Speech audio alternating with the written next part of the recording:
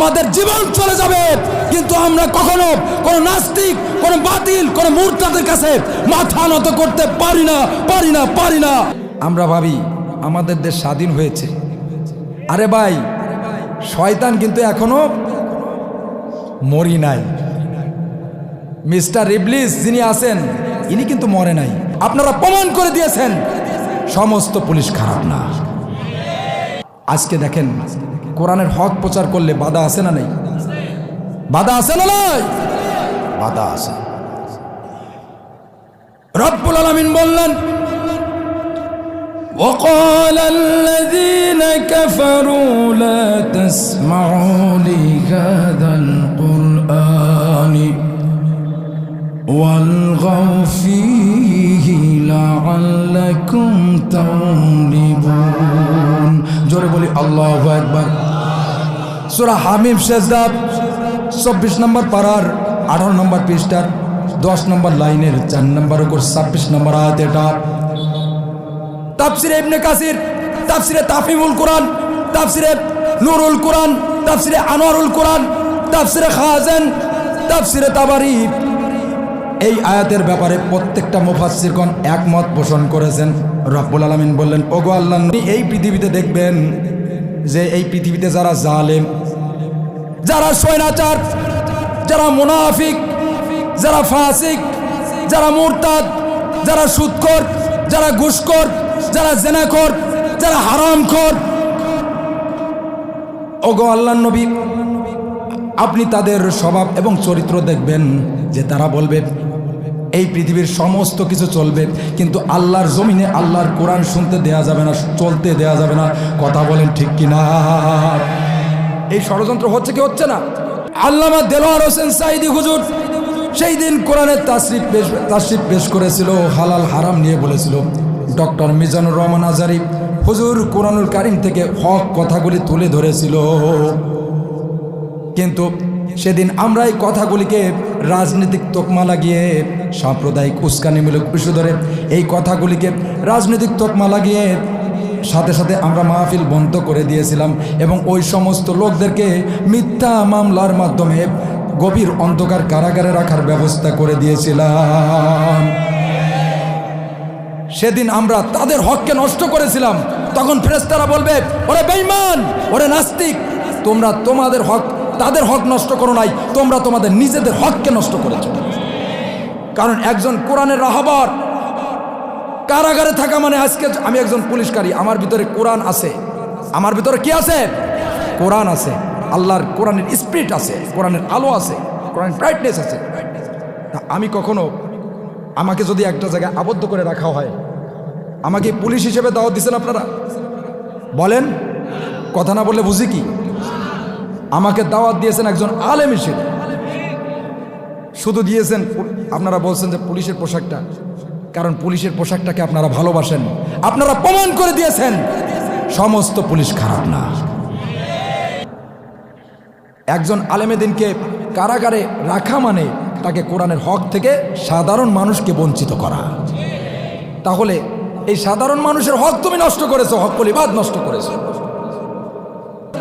গতকাল আমাদের সাদিকুর রহমান আজারির ভাইয়ের মাহফিলটাকে বন্ধ করে দেওয়া হয়েছে। সাদিকুর রহমান আজারি ভাইকে, তাকে বেইজ্জতি করা হয়েছে, অপমান অপদস্থ করা হয়েছে। তার অপরাধ কি? তার মাহফিলটাকে বন্ধ করে দেওয়া হয়েছে। তা এখনো আছে না এই যুগে? আমরা ভাবি আমাদের দেশ স্বাধীন হয়েছে।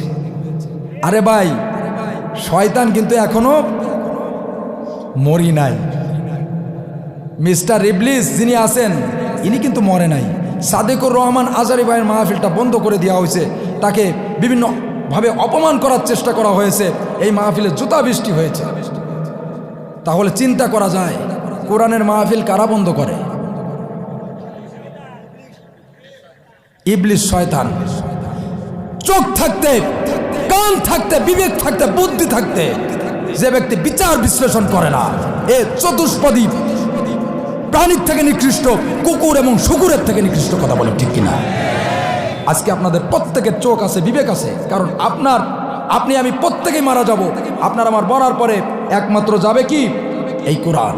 আল্লাহ বলছে ইন্না হাযাল কুরআনা ইয়াহদি লিল্লাযী হিয়া আকওয়ামু ওয়া ইউবাশশিরুল মুমিনিন। আল্লাহু আকবার। এই কোরআন এমন পথ প্রদর্শন করে সর্বদা সরল এবং সঠিক। কোন পথ? সরল এবং সঠিক পথ, সোজা পথ। আল্লাহ নবীর এই মহান সিরাতকে কেন্দ্র করে আজকে বলতে চাই, তিনি আমাদেরকে সোজা পথ দেখিয়ে গিয়েছেন।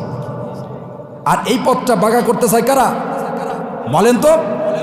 এরা পানি ঘোলা করে মাছ শিকার করতে চায়, কিন্তু কখনোই তারা পারবে না, কখনোই তারা সফল হবে না। আল্লাহ পাক কখনোই তাদের কি সফল হতে দেবেন না।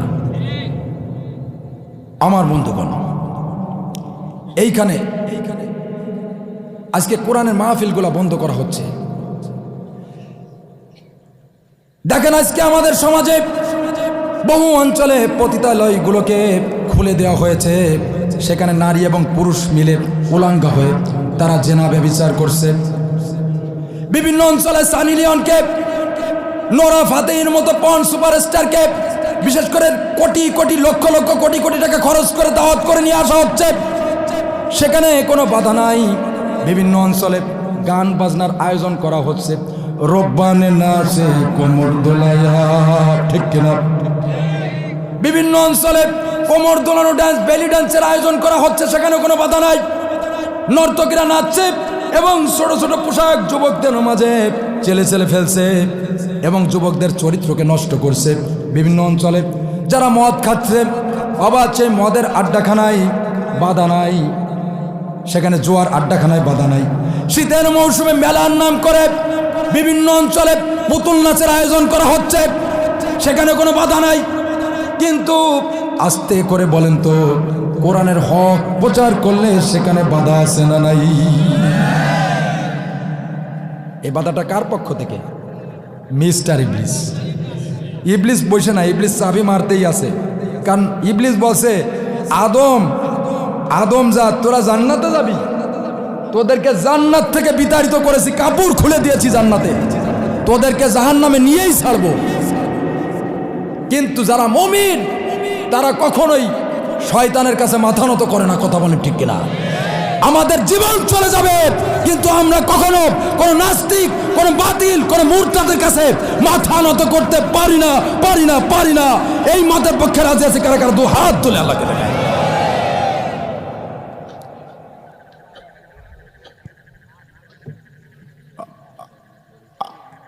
আমার বন্ধুগণ, আজকে আল্লাহ পাক রব্বুল আলামিন বললেন, আবু জাহেল একটা আইন পাশ করেছিল, লা তাসমাউ লিহাদাল কুরআনি, যেই জমিনে সমস্ত কিছু চলবে, কিন্তু জেনা চলবে, ব্যভিচার চলবে, সুদ চলবে, ঘুষ চলবে, সমস্ত হারাম জিনিস চলবে, কিন্তু আল্লাহর জমিনে আল্লাহর কোরআন চলতে দেয়া যাবে না। আবু জাহেল ভালোভাবে বুঝতে পেরেছিল, যদি এই জমিনে পবিত্র কোরআনুল কারীম প্রচার করতে দেই, তাহলে মানুষেরা যদি কোরআন শোনে, মানুষের অন্তরে যদি কোরআন ধারণ করে, তারা যদি ইমানের আলোয় আলোকিত হয়, তাহলে আমি আবু জাহেল, আমার চেয়ার ঠিক থাকবে না। কথা বলেন ঠিক কিনা? এখনো পৃথিবীতে অনেক দেশ রয়েছে যেখানে অবৈধভাবে ক্ষমতায় টিকে থাকতে চায়। যেমন একটা ভূখণ্ডের কথা বলি আমি, ফিলিস্তিনের ভূখণ্ডে অবৈধভাবে ইসরায়েলরা এসে বসেছিল, বাংলাদেশের রোহিঙ্গাদের মতো তাদের অবস্থানের সুযোগ করে দিয়েছিল, তাদেরকে আশ্রয় দিয়েছিল। কিন্তু এই ভূখণ্ডে এসে তারা বিশেষ করে মুসলমানদের উপরে, বিশেষ করে ফিলিস্তিনে যা হচ্ছে আজকে দেখেন, তারা এসেছিল, আশ্রয় চেয়েছিল, মুসলমানরা তাদেরকে আশ্রয় দিয়েছে। এটাই কি মুসলমানদের অপরাধ? মুসলমানদের প্রিয় কিবলা, প্রথম কিবলা মসজিদুল আকসাকে তারা সেখানে নামাজও আদায় করতে দেয় না।